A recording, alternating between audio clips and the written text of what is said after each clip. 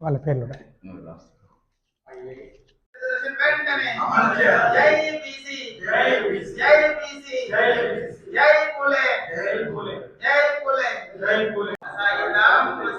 సిగ్గుచేటు బీసీల రిజర్వేషన్లు తగ్గించడం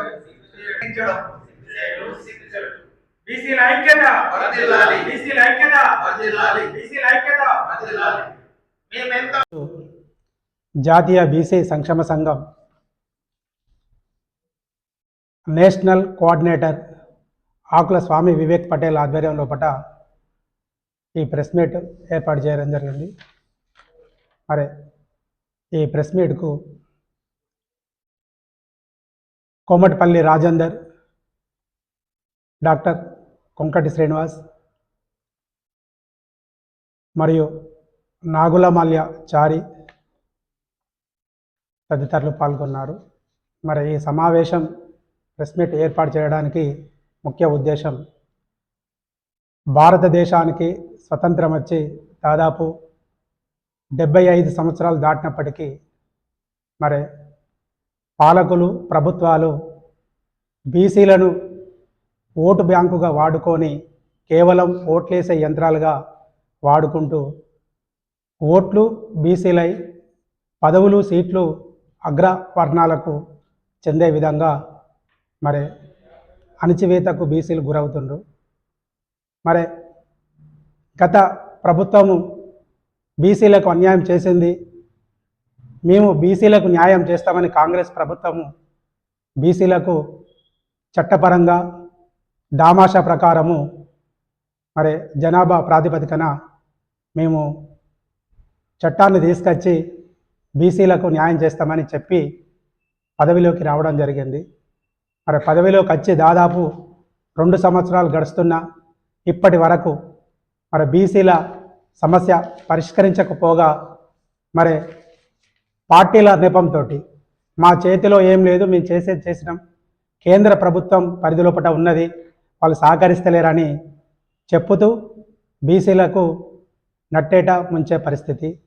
ఇక్కడ ప్రభుత్వాలు బీజేపీ ఇప్పుడు ఇస్తే మాకేమొస్తుంది అని వాళ్ళు ఓట్లు సీట్లు లెక్కలేసుకొని కాంగ్రెస్ ప్రభుత్వం ఉన్నప్పుడు మేము ఇస్తే ఇక్కడ మాకు తెలంగాణ లోపల మేము పాలనకి రాము కాబట్టి వచ్చే ఎన్నికల వరకు రాక దీన్ని పెండింగ్లో పెట్టి మేము హామీ ఇచ్చి నెరవేర్చినట్టు ఉండాలని వాళ్ళు బీసీలకు అన్యాయం చేస్తుండ్రు.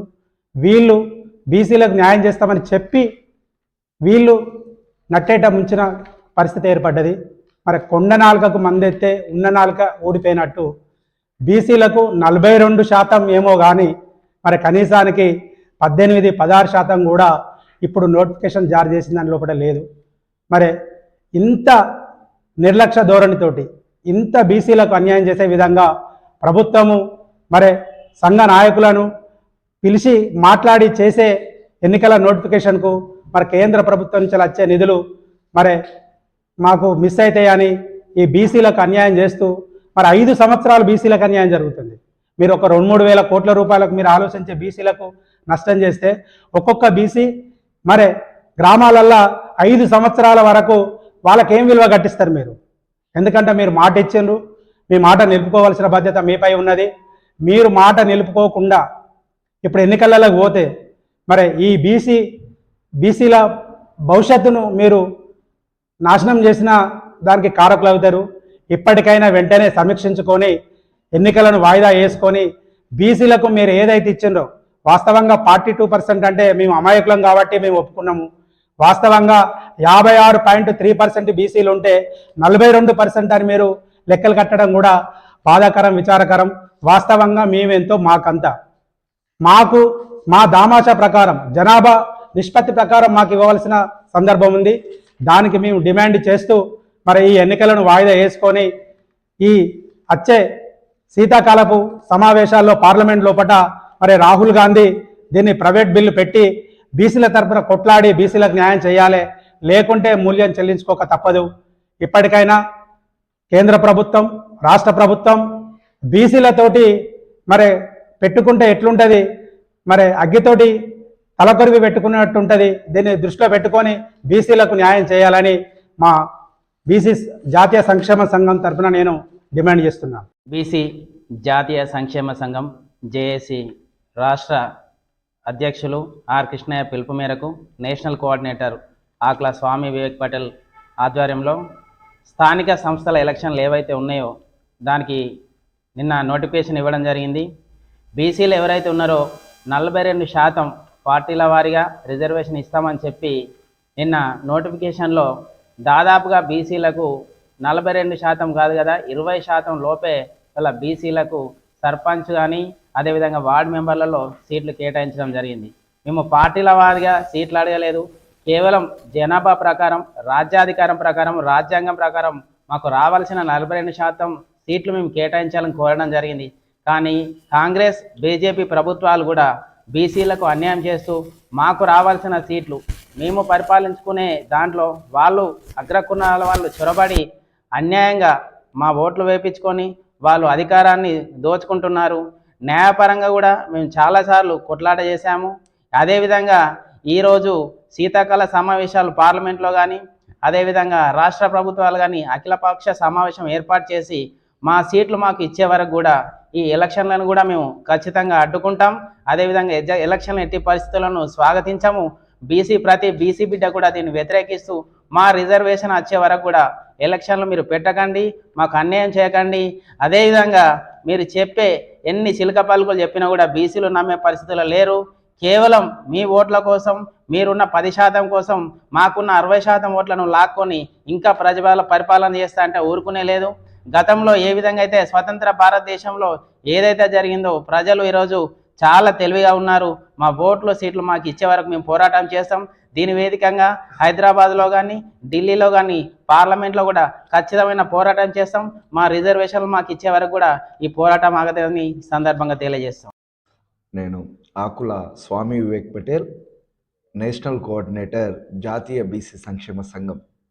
మరి తెలంగాణ రాష్ట్ర బీసీజేఏసీ చైర్మన్, జాతీయ బీసీ సంక్షేమ సంఘం ఆర్ కృష్ణయ్య గారి పిలుపు మేరకు మరి తెలంగాణ రాష్ట్రంలో 42% బీసీ రిజర్వేషన్లతోని స్థానిక సంస్థలకు పోతామని చెప్పి 2 సంవత్సరాల పాటు నమ్మబలికినటువంటి ఈ కాంగ్రెస్ రాష్ట్ర ప్రభుత్వము, ఈ రేవంత్ రెడ్డి ప్రభుత్వము మరి కామారెడ్డి డిక్లరేషన్ ప్రకారము 42% రిజర్వేషన్లు అమలు చేస్తామని చెప్పి 50% రిజర్వేషన్లతోనే ఎస్సీ ఎస్టీ బీసీలకు కలిపి రిజర్వేషన్లు కేటాయిస్తామని చెప్పి కనీసం 10 నుండి 20% లోపే 17% కూడా బీసీలకు రిజర్వేషన్లు ఇచ్చినటువంటి పరిస్థితి లేదు.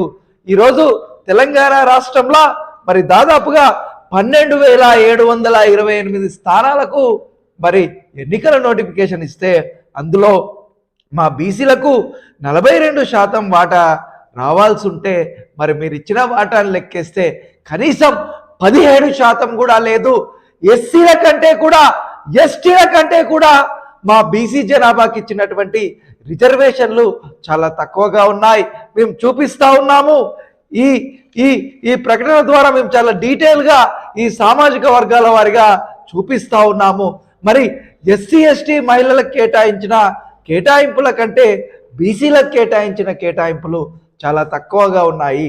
ఎస్టీ స్థానాలు 3,200 ఇస్తే ఎస్సీలకు 2,100 స్థానాలు ఇస్తే అదే బీసీలకు కూడా 2,100 స్థానాలే కేటాయించి దాదాపుగా 2,500 గ్రామ పంచాయతీలల్లో బీసీ సర్పంచులను సర్పంచులు కాకుండా మరి ఓసీలుగా ఈరోజు జనరల్గా చూపించి జనరల్గా ఇచ్చారు. ఈ రేవంత్ రెడ్డి కాంగ్రెస్ రెడ్డి ప్రభుత్వము కనీసం బీసీలను సర్పంచులను కూడా కానివ్వకూడదని చెప్పి ఈరోజు అన్ని స్థానాలను కూడా జనరల్ చేసి బీసీలను నట్టేట ముంచింది. బీసీల గొంతు కోసింది ఈ కాంగ్రెస్ ప్రభుత్వము. ఈరోజు హైకోర్టులో కేసు ఉంది. డిసెంబర్ 12 వరకు అవుతే ఏం పోయేది? మీరు ఏం చెప్తా ఉన్నారు? ఒకవేళ ఈరోజు 2 సార్లు ఎన్నికలు జరిగితే ఈరోజు ప్రజాధనం అనేది ప్రతిసారి ఎన్నిక నిర్వహణకు 350 కోట్లు, మరొకసారి ఎన్నిక నిర్వహిస్తే మరొక 350 కోట్లు ఖర్చు అవుతాయి. ఈ ప్రజాధనం అంతా ఎవడబ్బ సొమ్మని మీరు వృధా చేస్తా ఉన్నారు. బీసీలకు రిజర్వేషన్లు ఇవ్వకుండా, బీసీలను సర్పంచులను కానివ్వకుండా మీరు చేస్తున్నటువంటి కుట్ర అనేది ప్రజలకు అర్థమైంది. బిడ్డలారా, ఇక మీరు పోటీ చేయుర్రి. ఈ అగ్రవర్ణాలకు ఖచ్చితంగా మా బీసీ బిడ్డలు వాళ్ళ యొక్క తడాకాను చూపిస్తారు. ఈరోజు బీసీలు నష్టపోతా ఉన్నారు. కపట ప్రేమ ఈ కాంగ్రెస్ ప్రభుత్వం ఎంత చూపించినప్పటికీ కూడా మరి బీసీలు కూడా విజ్ఞులు. ఈరోజు మరి పక్క నియోజకవర్గాలల్లా, పక్క జిల్లాలల్లా ఎంత అధ్వానంగా ఉందంటే, ఈరోజు ఈ తెలంగాణ రాష్ట్రంలో జరుగుతున్నటువంటి ఎన్నికలల్లా 12 జిల్లాలల్లా ఎస్టీలకే అత్యధికంగా ఉన్నాయి.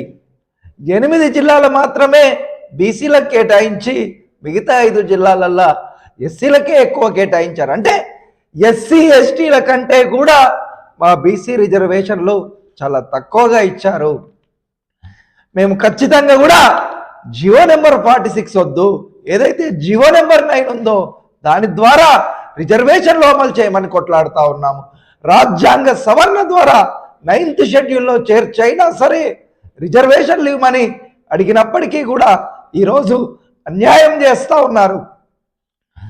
రేవంత్ రెడ్డి ప్రభుత్వము, చేతగాని ప్రభుత్వము రిజైన్ చేయమని చెప్పి ఈ సందర్భంగా మేము డిమాండ్ చేస్తా ఉన్నాము.